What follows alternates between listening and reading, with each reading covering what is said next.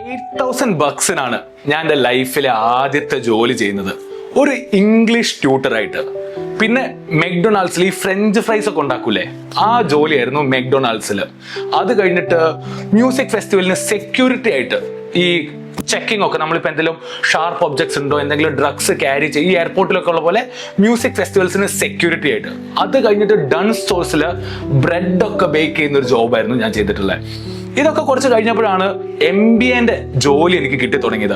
Market research intern, sales and marketing specialist, growth manager, അങ്ങനെയൊക്കെ കുറച്ചങ്ങനെ ജോലി ഇങ്ങനെ മുന്നോട്ട് പോകുമ്പോൾ എല്ലാവർക്കും തോന്നുന്ന പോലെ എനിക്കും തോന്നി സ്വന്തമായിട്ട് ഒരു ബിസിനസ് ചെയ്യണം.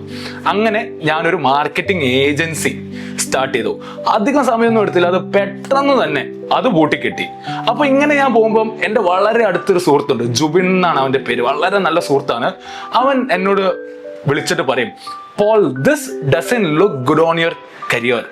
ഇങ്ങനെ കുറേ ജോബുകളും കുറേ ജോബ് ചേഞ്ചുകളും, this doesn't look good on your resume. അവൻ പറഞ്ഞത് ശരി തന്നെയാണ്, പക്ഷെ ഞാൻ ആ ട്രെയിനിന്റെ കോട്ട് എപ്പോഴും ഓർക്കും. If this is not taking where you really want to go, get off at the next station. നിങ്ങൾക്ക് പോകേണ്ടിടത്തേക്കല്ല നിങ്ങളുടെ യാത്ര നിങ്ങളെ എടുക്കുന്നതെങ്കിൽ നെക്സ്റ്റ് സ്റ്റേഷനിൽ തന്നെ ഇറങ്ങുക എന്നുള്ള ഒരു കോട്ട് ഞാൻ എപ്പോഴും ആലോചിക്കും. ഇന്ന് ഞാൻ ഈ യൂട്യൂബിലേക്ക് വീഡിയോ ചെയ്യുമ്പോൾ ആദ്യം ചെയ്ത ഇംഗ്ലീഷ് ജോലി തൊട്ട് ലാസ്റ്റ് ചെയ്ത ബിസിനസ് വരെ എന്നെ ഹെൽപ്പ് ചെയ്തിട്ടേ ഉള്ളൂ. ഇന്ന് എനിക്കൊരു വീഡിയോ ക്രിയേറ്റ് ചെയ്യണമെങ്കിൽ multiple domain, digital marketing, English speaking, business, അങ്ങനെ മൾട്ടിപ്പിൾ ഡൊമൈൻസ് എനിക്കുണ്ട്.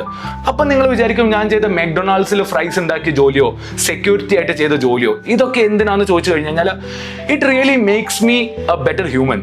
നമ്മൾ 9 to 5 ജോബ് ചെയ്യുന്നതിന്റെ ഇമ്പോർട്ടൻസ്, ആ ഒരു 9 to 5 hustle you understand dignity of labour, you start respecting people's job. Overall it makes you a much better human. അപ്പൊ നമ്മൾ ജീവിതത്തിൽ എന്ത് ചെയ്തു കഴിഞ്ഞാലും ഇതൊന്നും നമുക്ക് വെറുതെ അല്ല, ഇതെല്ലാം നമ്മുടെ ജീവിതത്തിൽ എവിടെയെങ്കിലും ഉപകാരപ്പെടും. ഞാൻ ഇപ്പോൾ ഇതെല്ലാം നിങ്ങളോട് ഷെയർ ചെയ്തതിന്റെ കാരണം, it is about finding a sweet spot in life. ജാപ്പനീസിൽ ഇതിന് ഇക്കിഗായി എന്നെല്ലാം പറയും. അതായത് നമുക്ക് ഇഷ്ടപ്പെട്ട പല കാര്യങ്ങളുടെ ഒരു സ്വീറ്റ് സ്പോട്ടാണ് ഈ ഇക്കിഗായി എന്നുള്ളത്.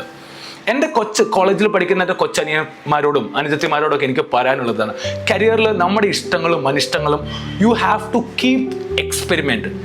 Even for Thomas Alva Edison, the bulb moment wouldn't have happened if it was not for experimenting.